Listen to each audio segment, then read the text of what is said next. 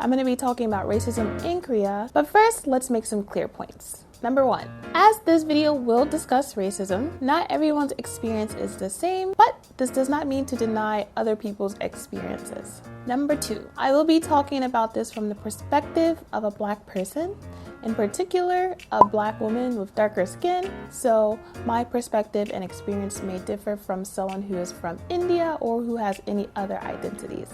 Number 3, if you do not identify or relate to this experience, I'm still open for all types of discussions. Number 4, the power of empathy.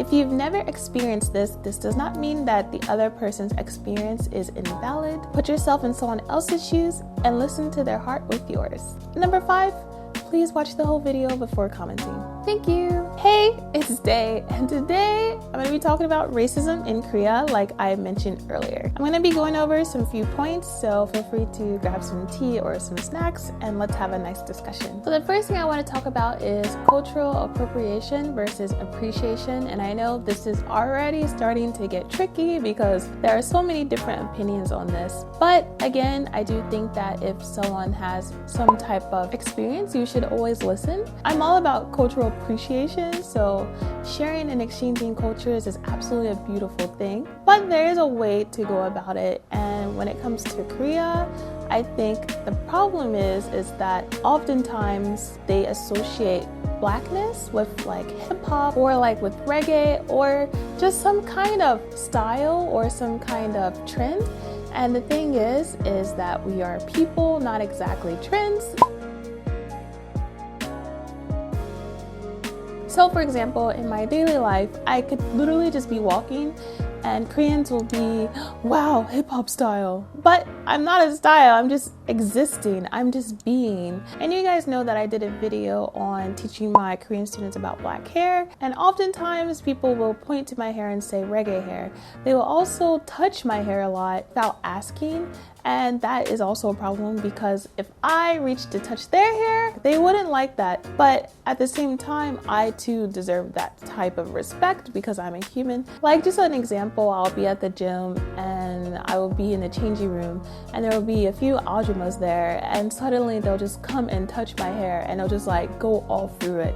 And it makes me feel really awkward and uncomfortable because I don't know you. I don't know if your hands are clean. Why are you just going through my hair? In Korea, at least from my personal experience, there's kind of a lack of autonomy, not really having respect for who I am as a person. And sure, yeah, people can say that they're just curious, and there's nothing wrong with being curious. Curiosity is amazing. Question, have curiosity, but that's the thing, there's a way to do it. Just touching someone and going through their personal space or refusing to understand or trying to understand how someone has their hair the way it is. Having genuine questions and wanting to know more about a person's culture is an amazing way to learn. In addition, Korea does profit heavily off of black culture. So in terms of like hip hop or even K-pop, a lot of times they use similar old style hip hop beats. Oftentimes they'll use dances that are really literally copied verbatim. There necessarily wouldn't be a problem with that if it was credited back to the original dancer or original musician or artist. And 2,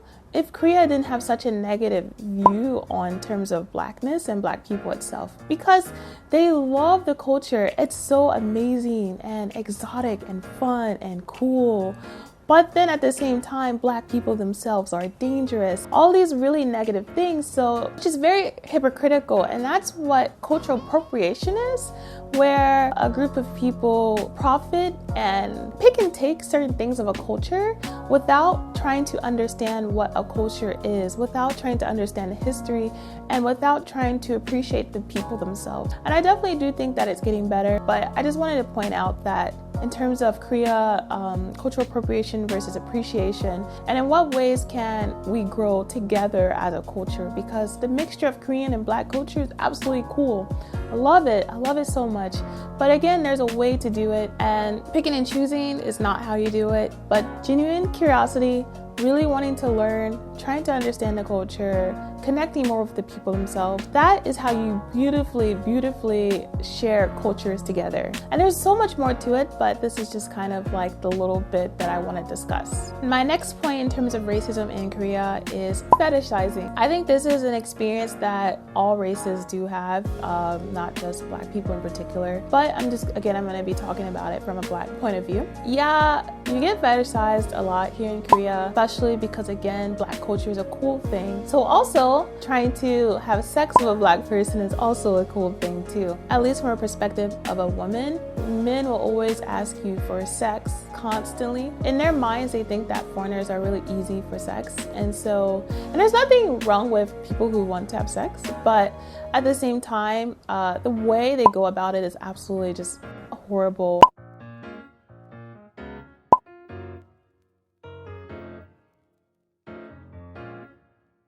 But a lot of times in Korean men mind, they have this idea that a Black woman's body is absolutely sexy. It's really uncomfortable because a lot of times men will not like you for who you are, but just for your body or your skin color. Make sure you are careful with the men you speak to, because a lot of times they'll just want you to have sex and then they'll ghost you and never talk to you ever again. The last thing I want to talk about is valuing whiteness over anything else. I hope my white brothers and sisters who are watching this be empathetic and understand what I'm coming from.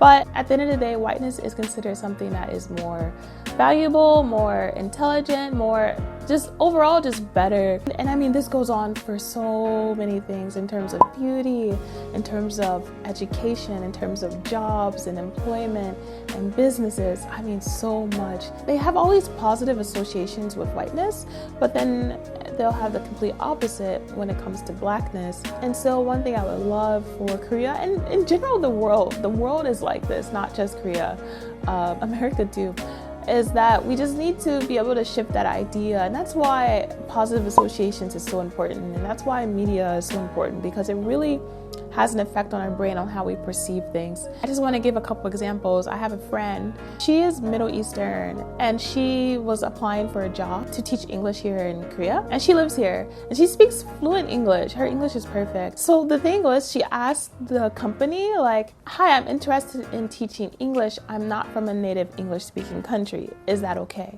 The person responded, we need someone white, in all caps. We are not racist, but we need someone who totally looks more American. Hello, I'm an American, but I'm not white. What does that mean? But the thing is, this is so common. They only want to hire white people because white people are more American and more able to speak English. And another thing too is, like, America is not just white people. America is full of a bunch of different colors and cultures. It's just that you have these problems. So oftentimes it will be harder to find jobs if you are not a white person. And even Asian Americans will also have a similar experience where they won't accept someone who is Asian American because they look too Asian and not American enough.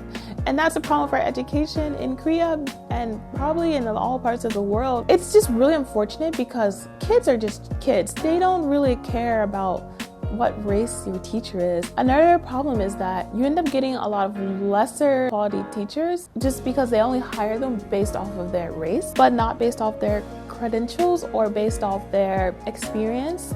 And so it's really unfortunate because you get a lot of non-white people who have so much experience and so much energy and can be really amazing teachers that absolutely get rejected. And another thing too is that it's a good way for children to be exposed to different cultures and to learn more, because then this new generation of Korean children will grow up and then they will be able to associate America with different colors, and they'll associate even Blackness with something more positive. Even the Black Panther movie made such a big impact. Like, my Korean students love Black Panther. It's their favorite hero. They always talk about Black Panther and how cool he is. And it's just amazing to think that they see something like that as such a positive thing.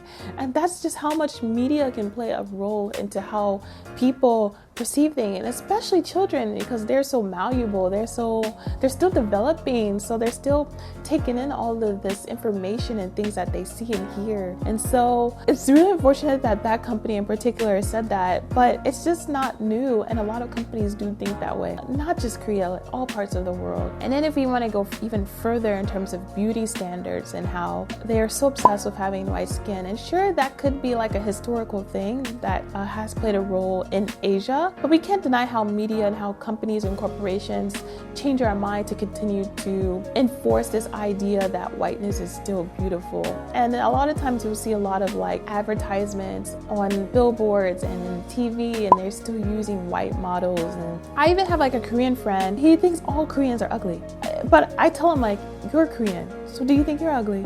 And he's like, oh, not really, but I just think that white people are more beautiful.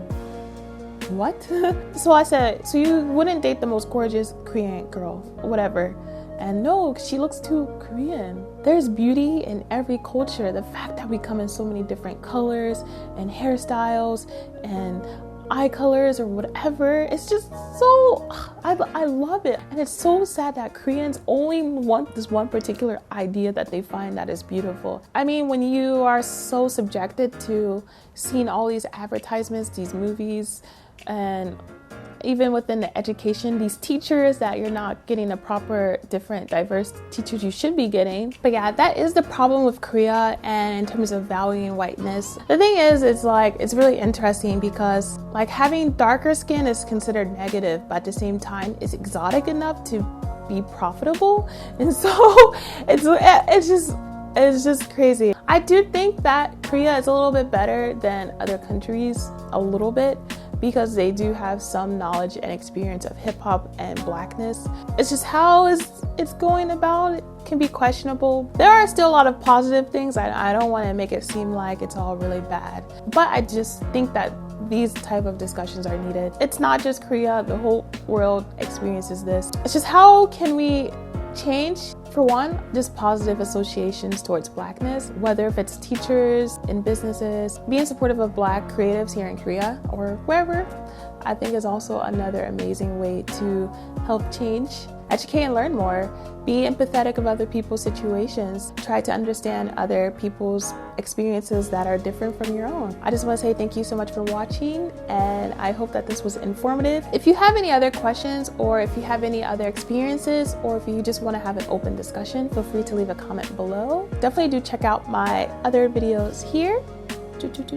And feel free to subscribe to my channel here. And I will see you in the next video.